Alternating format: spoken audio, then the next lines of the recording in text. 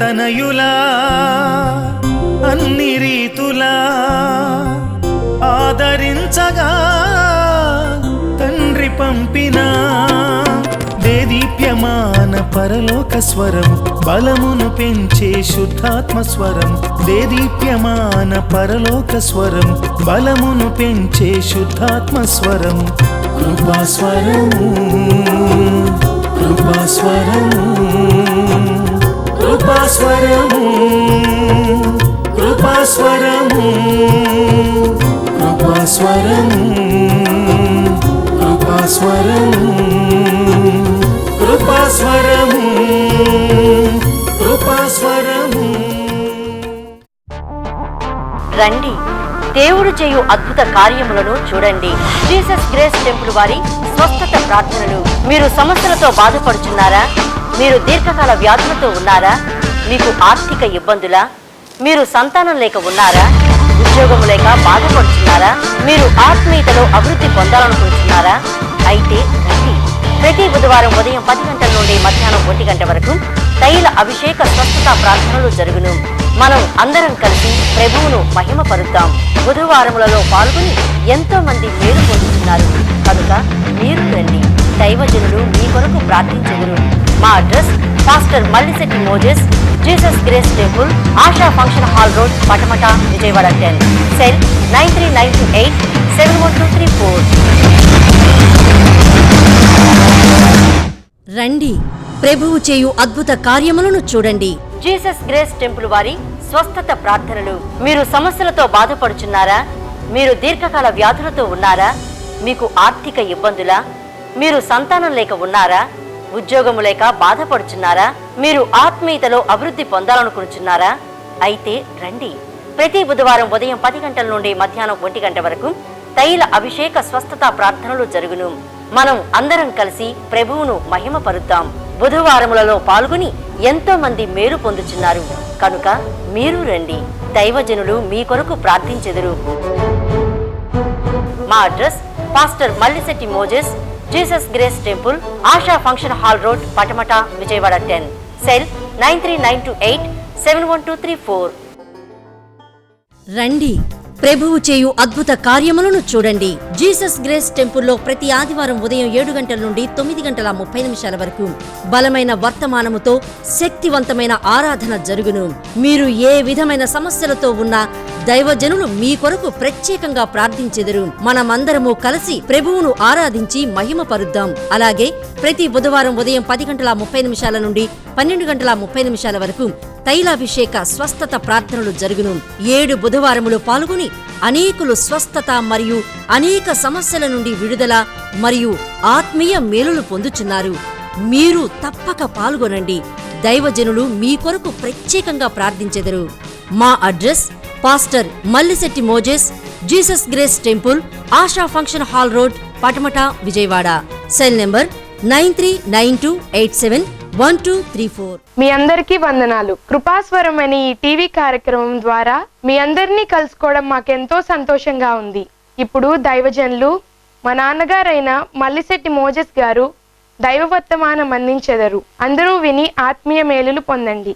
మన ప్రభువును ప్రియరక్షకుడైన యేసుక్రీస్తు పరిశుద్ధ నామమును బట్టి కృపాస్వరం టీవీ ప్రేక్షకులైన మీ అందరికీ కూడా మా శుభవందనాలు. ఈ దినం ప్రత్యేకంగా దేవుని యొక్క వాక్యాన్ని ధ్యానం చేద్దాము. పరమగీతములు 2వ అధ్యాయము 16వ వాక్యాన్ని చదువుకుందాము. నా ప్రియుడు నావాడు, నేను అతని దానను, పద్మములున్న చోట అతడు మందను మేపుచున్నాడు. ఇక్కడ చదవబడిన వాక్య భాగంలో మనం ధ్యానం చేస్తే నా ప్రియుడు నావాడు, నేను అతని దానను అనే మాటను ఇక్కడ మనం పరిశుద్ధ గ్రంథంలో చదువుకున్నాము.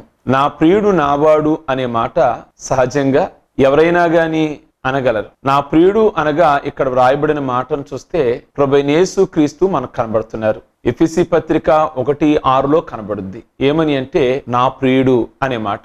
ఈ పరమగీతాలలో ప్రియుడు ప్రియురాలు అనే మాట అనేక పర్యాయాలు కనబడుద్ది. ప్రియుడు అన్నప్పుడు యేసుక్రీస్తుగా భావించుకోవాలి. ప్రియురాలు అనగా సంఘాన్ని ఉద్దేశించి చదువుకోవాలి. కనుక మన ప్రియుడు ఎవరు అంటే ప్రభువైన యేసుక్రీస్తు అయి ఉన్నారు. సహజంగా యేసుక్రీస్తుని అందరూ కూడా ప్రియుడు అని అంటారు. అనగా నామకార్థన క్రైస్తవులు కూడా యేసుక్రీస్తుని నా ప్రియుడండి, నా ప్రభు అండి అని అంటారు. రెండోదిగా రక్షించబడిన విశ్వాసులు కూడా, బలమైన విశ్వాసులు కూడా ఏమంటారు అంటే యేసుక్రీస్తుని ఆయన నా ప్రియుడండి లేక నా ప్రభు అండి అని మాట్లాడతారు. అన్యులు కూడా ఈ మధ్య చాలా మంది యేసుక్రీస్తు నా ప్రియుడు అని అనగలుగుతున్నారంటే ఆయన అంటే మాకు ఇష్టం అండి, అందరితో పాటు సమానంగా ఆయన్ని కూడా మేము పూజిస్తాము లేక ఆరాధిస్తాం, క్రిస్టమస్ వచ్చినప్పుడు మేము కూడా చర్చికి వెళ్తాము అని వాళ్ళు కూడా మాట్లాడుతున్నారు.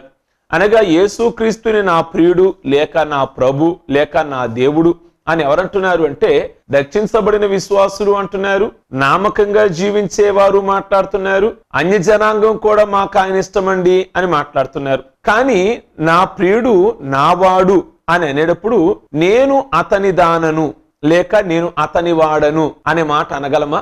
ఆ మాట అనాలి అంటే సంపూర్ణమైన సమర్పణ ఉండాలి. వాళ్ళు మాత్రమే ఏమనగలరు అంటే నేను అతని వాడనండి, నేను అతని దానినండి అనగా నీవు ఎవరు ఆ మాట మాట్లాడగలరు అంటే రక్షించబడి క్రీస్తు మార్గములో నడవగలిగిన వాళ్ళు మాత్రమే.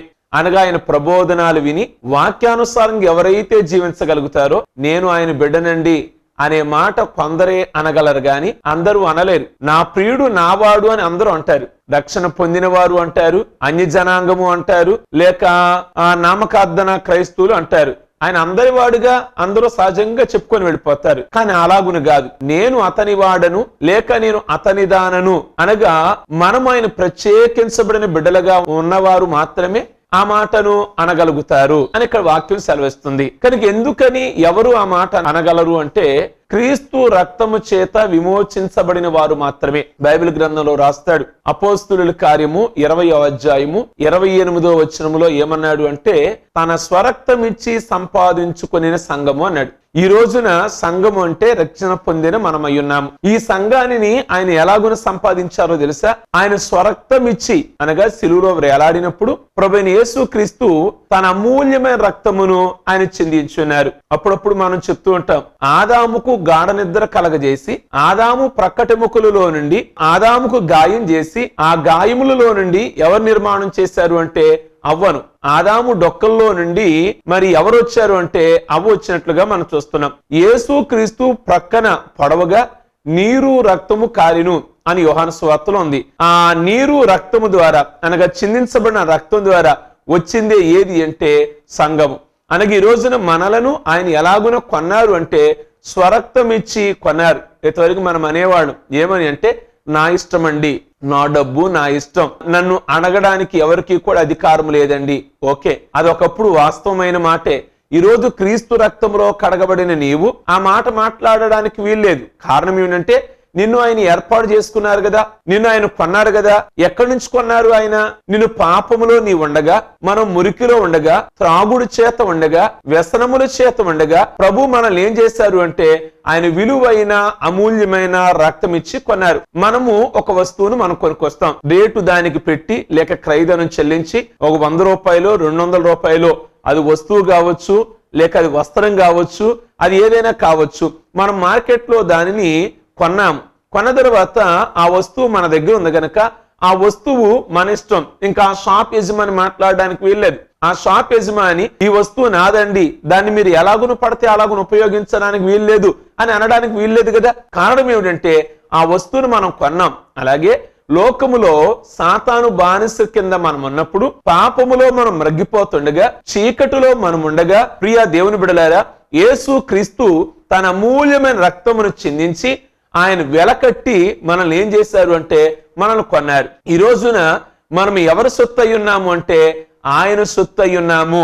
అందుకే బైబిల్ గ్రంథంలో 1 పేతురు రాసిన పత్రిక 1వ అధ్యాయము 18వ వాక్యములో ఒక మాట వ్రాయబడి ఉన్నది.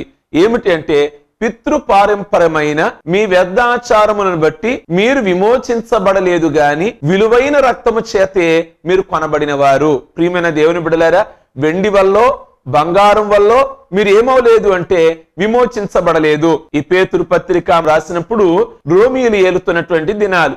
ఆనాడు యూదులైన వాళ్ళని రోమీలు ఏలారు. యూదులైన వాళ్ళు రోమీల కింద దాసులుగా ఉన్నారు. దాసులుగా ఉన్నప్పుడు చాలా మందికి నేను వాళ్ళ కింద దాసుడిని అనిపించుకోవడానికి ఇష్టం ఉండేది కాదు, నేను రోమీల కింద బానిసను అనిపించుకోవడానికి ఇష్టం ఉండేది కాదు. కనుక అప్పుడు ఏం చేసేవాళ్ళు అంటే ఈ యూదులైన వాళ్ళు కొంతమంది వెళ్ళి నేను బానిసగా అనిపించుకోను అనుకుంటే రోమిల దగ్గరికి వెళ్ళి వెండి బంగారములు ఇచ్చి వాళ్ళ ఒక హక్కు కొనుక్కునేవాళ్ళు. ఏ హక్కు అంటే రోమా హక్కును కొనుక్కునేవాళ్ళు.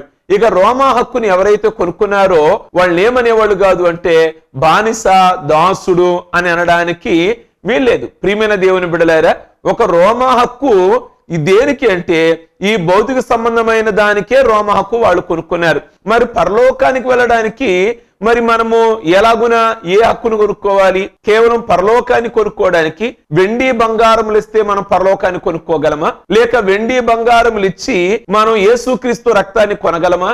లేదు కదా. కనుక ఆ దినాలలో చూస్తే వెండిచ్చో బంగారం ఇచ్చో క్షయమగు వాటి చేత వాళ్ళు ఏం చేసేవాళ్ళు అంటే వాడు కొనుక్కునేవాళ్ళు. కానీ పేతురు ఏమన్నాడు అంటే మీరు అలాగును కొనబడలేదు, కేవలం క్షయమగు వాటి చేత మీరు విమోచించబడలేదు, పాపము నుండి మీరు బయటికి రాలేదు, మీ ఆచారము నుండి మీరు బయటికి రాలేదు, ఏదో మీరు పురస్కారాలు చేసి వెండిచ్చి బంగారం ఇచ్చి మీరు ఈ పాపము నుండి రాలేదు. కేవలం మీరు పాపము నుండి విమోచించబడ్డారు మీ కుటుంబస్తులు, లేక మీరు అంటే కేవలం ప్రభువైన యేసుక్రీస్తు రక్తం ద్వారానే, అదే గొర్రెపిల్ల రక్తం ద్వారానే మీరు విమోచించబడితిరి అని అంటాడు. అందుకే బైబిల్లో కొరింథీలో పౌలు ఏమన్నాడు అంటే మీరు విలువ పెట్టి కొనబడిన వారు. ప్రియా దేవుని బిడ్డలారా, మనం విలువ పెట్టి కొనబడిన వాళ్ళం. ఈ రోజున మనం మాట్లాడడానికి వీల్లేదు. ఏమని అంటే నేను నా ఇష్టం అండి, నేను ఇంకా త్రాగుతాను, లేక నేను వ్యసనాలు కలిగి జీవిస్తాను. ఒకప్పుడు నీ ఇష్టానుసారంగా నువ్వు జీవించావు. ప్రభువుకి ఇష్టమైన మార్గములో కాకుండా నీకిష్టమైన మార్గములో నడుస్తుండగా ప్రభువు నిన్ను ప్రేమించి తన రక్తమును చిందించి ఆయన నిన్ను కొన్నారు గనక ఇప్పుడు నువ్వేమనాలి అంటే నేను ఆయన వాడను, నేను ఆయన దానను. నువ్వు ఆయన వాడవుగా అవ్వాలి అంటే, ఆయన దానవుగా అవ్వాలి అంటే నువ్వు క్రీస్తు రక్తము ద్వారా విమోచించబడ్డావు. ఈ క్రీస్తు రక్తము ద్వారా విమోచించబడినటువంటి నీవు మరలా ఎక్కడికి వెళ్ళకూడదు అంటే పాప శృంఖలాలలోనికి మళ్ళా వెళ్ళకూడదు. ప్రియమైన దేవుని బిడ్డలారా, రక్షించబడినటువంటి వాళ్ళు ఏమని మాట్లాడాలి అంటే నా ప్రియుడు నావాడు అని అందరూ అనగలిగిన మాటే. అందులో పెద్ద ఆశ్చర్యం లేదు. ఇందా నేను చెప్పినట్లుగా రక్షించబడిన వారు మాట్లాడుతున్నారు ఆ మాట, అన్యజనాంగము మాట్లాడుతున్నారు, లేక నామకార్థన క్రైస్తవులు మాట్లాడుతున్నారు. కానీ ఇందులో ఉన్న ప్రత్యేకత ఏమిటి అంటే కొందరే మాట్లాడగలిగిన మాట ఏది అంటే నేను ఆయన వాడను. ఎందుకు ఆయన వాడు అంటే క్రీస్తు నిన్ను విమోచించారు గనక నువ్వు ఆయన బిడ్డవు అయిపోయావు. ఇక మాట్లాడడానికి మన దగ్గర ఏమీ కూడా లేదు. ప్రియమైన దేవుని బిడ్డలారా, పాపములో ఉన్నప్పుడు మనల్ని ఏర్పాటు చేసుకున్నాడు గనక, తన విలువైన రక్తాన్ని చిందించాడు గనక ఇప్పుడు మనం ఆయన అప్పు తీర్చేద్దామా? మళ్ళా లోకంలోకి వెళ్ళిపోవాలనిపిస్తుంది కదా. ఒకవేళ లోకంలోకి వెళ్ళిపోవాలి అంటే ఆయన అప్పు ఆయనకి ఇచ్చేద్దామా? వెండిచ్చి బంగారం ఇచ్చి అయితే మీరు ఆయన దగ్గర గనక మిమ్మల్ని యేసయ్య కొంటే గనక వెండికి వడ్డీ వేసి ఇచ్చేద్దాం, ఆయన అప్పు తీర్చేద్దాం. బంగారంతో మిమ్మల్ని కొన్నాడు ఆయన, బంగారమునకు కాస్త ఎగస్ట్రా ఇచ్చి మనం బయటకు వచ్చేద్దాం. లేదు, నిన్ను 1 లక్ష రూపాయలతో ఆయన విమోచించాడా? పాప బంధకాలలో ఉండగా 2 లక్షలు ఇచ్చి మనం బయటకు వచ్చేద్దాం. కానీ క్షయమగు వాడు చేత మనల్ని ఆయన విమోచించలేదే. మరి ఏ రాగున మనల్ని ఆయన విమోచించారు అంటే క్రీస్తు రక్తం ద్వారా. ఆ రక్తం ఏ రక్తము అంటే అది పరిశుద్ధమైన రక్తం అయి ఉన్నది. ఈ పరిశుద్ధమైన రక్తం మనుషులందరికీ గ్రూపులు ఉన్నాయి. ఏ గ్రూపు అని రక్తానికి బి గ్రూప్ అని, లేక ఓ గ్రూప్ అని, ఏబి గ్రూపులని ఉన్నాయి. యేసుక్రీస్తు రక్తము ఏ రక్తం అంటే అందరికి సంబంధించిన రక్తం ఆయనది. ఒకవేళ ప్రాణాపాయం గనక వస్తే ఏ గ్రూపు కలిగిన వారికి ఆ గ్రూప్ రక్తం ఎక్కిస్తేనే ఆ మనిషి బ్రతుకుతాడు. ఒకవేళ కాని గ్రూపు గనక ఎక్కిస్తే ప్రాణాపాయం కలుగుద్ది. మరి యేసుక్రీస్తు రక్తం ఏ గ్రూపు అని అంటే నాకు పనిచేస్తుంది ఆయన రక్తము, నీకు పనిచేస్తుంది ఈ రక్తము, నిన్ను క్షమిస్తుంది ఆ రక్తము. కనుక నువ్వు యేసుక్రీస్తు అప్పు తీర్చేయాలనుకున్నావా? మళ్ళీ రక్షణ పొందిన నీవు లోకంలోకి వెళ్ళాలనిపిస్తుందా? అయితే ఆయన అప్పు ఆయనకి ఇచ్చేసాయి. ఏమిటి ఆయన అప్పు అంటే విలువైన అమూల్యమైన రక్తం చిందించాడు. ఆయన రక్తానికి నువ్వు ఎంత ఇవ్వగలవు? ఓ బాటిల్ రక్తం ఇచ్చి ప్రభువా నీ అప్పు తీర్చేస్తాను అని అనగలవా? అది పరిశుద్ధమైన రక్తం కదా. నువ్విచ్చే రక్తములో పాపమనది, జన్మతః కర్మతః కలిగిన రక్తము మనది. కానీ యేసుక్రీస్తు రక్తం ఏ రక్తం అంటే పరిశుద్ధమైనది. కనుక మనం అప్పు తీర్చలేం. ఆ రక్తాన్ని ఎక్కడ తీసుకురాగలము? కనుక ఇప్పుడు మనం ఒకే విధానం ఏమిటి అంటే ఇక ఆయన బిడ్డగా జీవించడమే. మన మరణం వరకు కూడా, దేవుని రాకడ వరకు కూడా ఆయన బిడ్డగా జీవించాలి. నిన్ను ఆయన కొన్నాడు కదా, రక్తాన్నిచ్చి కొన్నాడు కదా, ఆయన బిడ్డగా నీవు జీవించాల్సిందే నీ మరణం వరకు కూడా. ప్రియమైన దేవుని బిడ్డలారా, మీరు విలువ పెట్టి కొనబడిన వారు అనే మాటను మనం గమనించాలి. వారు మాత్రమే క్రీస్తు మార్గాలలో నడవగలిగిన వారు మాత్రమే, సంపూర్ణమైన సమర్పణ కలిగిన వారు మాత్రమే, కొద్దిరి మాత్రమే ఏమనగలరు అంటే నేను ఆయన వాడను లేక నేను ఆయన దానెను. ఈ వాక్యం వినుచున్న మీరు ఆ మాట అనగలుగుచున్నారా? క్రీస్తు మార్గాలలో మీరు నడవగలిగితే, ప్రభు ఇష్టముని మీ జీవితంలో నెరవేర్చగలిగితే మీరు అనగలరు. అందరూ అంటున్నట్లుగా నా ప్రియుడు నా వాడు, అది సహజంగా అందరూ కూడా అనే మాటే. కానీ శ్రేష్టమైనటువంటి మాట ఏమిటి అంటే నేను ఆయన వాడుగా, నేను ఆయన దానినిగా ఉండాలి అని. కానీ ఆనాటి కొరింథీ సంఘంలోనట బైబిల్ గ్రంథంలో మీరు 1 కొరింథీయుల పత్రిక 3వ అధ్యాయము 3వ వాక్యం నుండి గనక మీరు చూసినట్లయితే అక్కడ కొన్ని విషయాలు రాయబడి ఉన్నాయి. సంఘములో ఏమన్నది అంటే కొంతమంది పౌలు వాడను, కొంతమంది ఏమో అప్పుల్లో వాడను అనే విభేదాలు వచ్చినాయట సంఘములో. అందరూ క్రీస్తు వారై ఉండాలి అని వాక్యం సెలవిస్తుంటే ఇక్కడ 1 కొరింథీయులు 1వ అధ్యాయము 12వ వాక్యములో కూడా మీరు చూస్తే ఆ మాటల్లో కూడా ఏమన్నది అంటే సంఘములో కొరింథీ సంఘములో 4 గ్రూపులు అయ్యారట. ఏమిటి ఆ 4 గ్రూపులు అంటే కొంతమంది ఏమో నేను అప్పుల్లో వాడను అని ఒక 50 మంది రెడీ అయ్యారట. ఇంకొక 50 మంది గ్రూపులనేమో నేను అప్పుల్లో వాడను అన్నారట. ఒకళ్ళేమో పౌలు వాడన్నారు, ఒకళ్ళేమో అప్పుల్లో వాడన్నారు, ఒకళ్ళేమో కేఫావాడు అంటే పేతురు వారు, అలాగే కొంతమంది ఏమన్నారు అంటే క్రీస్తు వాళ్ళు. ఈ రోజున సంఘాలలో అందరూ క్రీస్తు వారై ఉండాలి అని వాక్యం సెలవిస్తుంటే సంఘాలలో గ్రూపులు చూడండి. సంఘాలలో కొంతమంది ఏమో పాస్టర్ గారికి ఒక 50 మంది సపోర్టు, మరలా సంఘ పెద్దకు ఒక 50 మంది సపోర్టు, మరలా సంఘ సెక్రటరీకి ఒక 50 మంది సపోర్టు. ప్రియ దేవుని బిడ్డలారా, ఏమిటి విధానం ఏమిటి? నేను ఆయన వాడను అని చెప్పాలి. నీవు ఆయన వాడు అయినప్పుడు, నీవు ఆయన దానం అయినప్పుడు ఇంకెవరి వాడివి కాలేవు కదా, నువ్వు ఎవరి వారిగాను ఉండలేవు కదా. సేవకుని పార్టీ కొంతమంది అయితే, మరొక సంఘంలో మరొక సంఘ పెద్ద పార్టీ కొంతమంది అయితే, ఈలాగున సంఘములో 4 గ్రూపులు అయిపోయారే. పౌలు వెళ్లే నాటికి కొరింథీ సంఘములో ఈ విధమైన భేదాభిప్రాయాలు ఉన్నాయి. అందుకే పౌలు ఏమంటాడు అంటే ఆ కింద మాటలు గనక మనం చూస్తే 3వ అధ్యాయము 6వ వచనం నుండి గనక మనం చూస్తే పౌలు అక్కడ ఏమని రాస్తున్నాడు అంటే నేను నాటి తిని అప్పుల్లో నీళ్లు పోసెను అని వ్రాస్తున్నాడు. కానీ వృద్ధి కలగజేసేవాడు ఎవరు అంటే దేవుడే. గొప్పతనం ఎవరిది కాదు. ఒక సేవకుడిని నాటాడు, మరో సేవకుడిని ఏం చేస్తున్నాడు అంటే నీళ్లను పోస్తున్నాడు. ఈ విజయవాడలో నీకు ఒక సేవకుడు నిన్ను నాటాడు, ఒక సేవకుడు కష్టపడ్డాడు, ఆయన నాటగా నువ్వు రక్షణ పొందావు. అయితే అనుకోకుండా నువ్వు ట్రాన్స్ఫర్ అయి వేరే ఊరికి వెళ్ళావు. వేరే ఊరికి వెళ్ళినప్పుడు అక్కడ ఉన్న సేవకుడు నీకేం చేస్తున్నాడు అంటే నీళ్లు పోసి నీ మొక్కను అనగా నీ ఆత్మీయ జీవితాన్ని పెంచుతున్నాడు. వీళ్ళిద్దరిలో ఎవరు గొప్పవారు? కొరింథీ సంఘంలో అదే వచ్చింది. నాకు పౌలు నన్ను నాటాడు, నన్ను ఏర్పాటు చేశాడు, లేక అప్పుల్లో నీళ్లు పోస్తున్నాడు, ఎవరు గొప్ప అంటే పౌలు అన్నాడు ఎవ్వరు గొప్ప కాదు. ఇందులో సంఘములో ఈ విధమైన భేదాభిప్రాయాలు ఉంటే దేవుని కార్యం ఎలా జరుగుతుంది? కొంతమంది ఏమో యేసుక్రీస్తు పార్టీనా,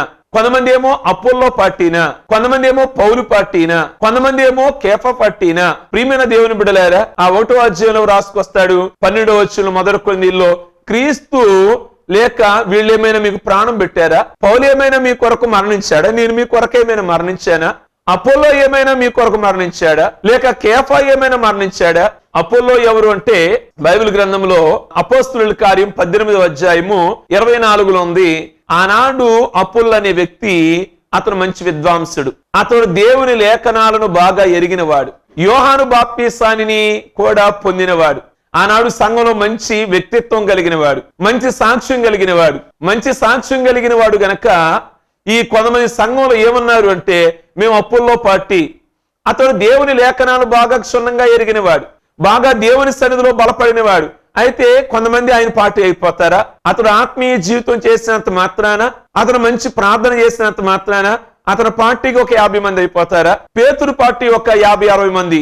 ఏమిటి పేతురు పార్టీ అంటే యేసు ప్రభువు వారు చెప్పారు, పేతురు నీకు నేను పరలోక